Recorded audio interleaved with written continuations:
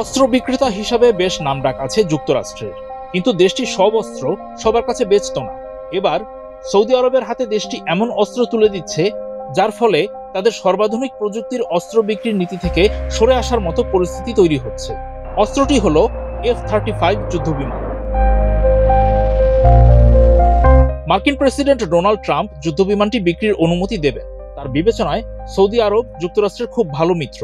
Washington Riyad সম্পর্কের এমন ভালো সময়ে ট্রাম্পের নজিরবিহীন সিদ্ধান্ত সৌদি যুবরাজ মোহাম্মদ বিন সালমানের বড় সাফল্য হিসেবে দেখা হচ্ছে। এত গুরুত্বপূর্ণ রাষ্ট্রীয় নিয়মের বাইরে গিয়ে ট্রাম্প শুধুমাত্র বন্ধুত্বের দাবি মেটাতে F-35 বিক্রি করছেন না।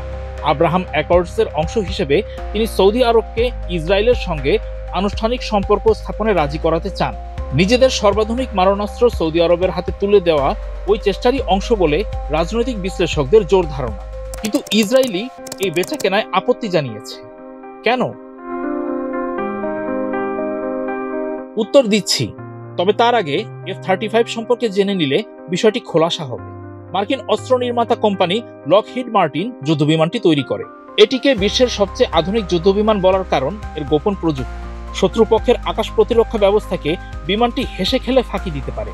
কথাটি নাকি বিশ্বের যে কোনো আকাশ প্রতিরক্ষা ব্যবস্থার জন্য প্রযোজ্য। এমন যুদ্ধবিমান যেই দেশের হাতে থাকবে তার শত্রুপক্ষের কপালে দুঃখ রয়েছে বোঝা যায়। সম্ভবত এসব কারণেই ইসরায়েলের কয়েকজন কর্মকর্তা সৌদি আরবের কাছে F-35 যুদ্ধবিমান বিক্রি করা নিয়ে আপত্তি তুলেছেন। যেন তেন প্রকারের আপত্তি নয়। ইসরায়েল আর যুক্তরাষ্ট্রের মধ্যে কয়েক দশক আগের কথা দেয়া নেয়া আছে। যুক্তরাষ্ট্র কথা দিয়েছিল সামরিক শক্তিতে ইসরায়েলকে দেশটির সম্ভাব্য আঞ্চলিক শত্রুপক্ষের চেয়ে শক্তিশালী অবস্থানে রাখা হবে। এখন যুক্তরাষ্ট্র যদি সৌদি আরবকে F-35 দেয়, তাহলে নাকি ইসরায়েলের এতদিনের আঞ্চলিক সামরিক দাপট কমে যাবে। মধ্যপ্রাচ্যে অস্ত্র প্রতিযোগিতা শুরু হওয়ার ভয়ও পাচ্ছে দেশটি। সামরিক শ্রেষ্ঠত্বই ইসরায়েলের টিকে থাকার শক্তি।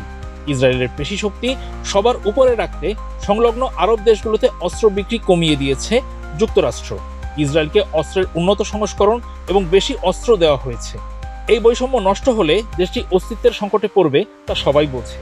দেশটির হর্তাকর্তারা তাই মধ্যপ্রাচ্যে নিজেদের সামরিক প্রাধান্য বজায় রাখতে চায়, বিশেষ করে আকাশে। শুধুমাত্র ইসরায়েলের সঙ্গে সৌদি আরবের হাত মিলিয়ে দেয়া ট্রাম্পের উদ্দেশ্য নয়। F-35 নিয়ে তার ঘোষণা মোহাম্মদ বিন সালমানের দেশের সঙ্গে নিজের দেশের সম্পর্ক শক্ত করার চেষ্টাও। এটি ট্রাম্প প্রশাসনের বিস্তৃত মধ্যপ্রাচ্য নীতির অংশ। প্রথম মেয়াদে ট্রাম্প সংযুক্ত আরব আমিরাতের কাছে F-35 যুদ্ধবিমান বিক্রি করতে চেয়েছিলেন। তখন ইসরায়েলের সঙ্গে আনুষ্ঠানিক সম্পর্ক স্থাপনে দেশটিকে রাজি করিয়েছিলেন তিনি। কিন্তু জো বাইডেন ক্ষমতায় এলে মার্কিন কংগ্রেস চুক্তি বাতিল করে দেয়।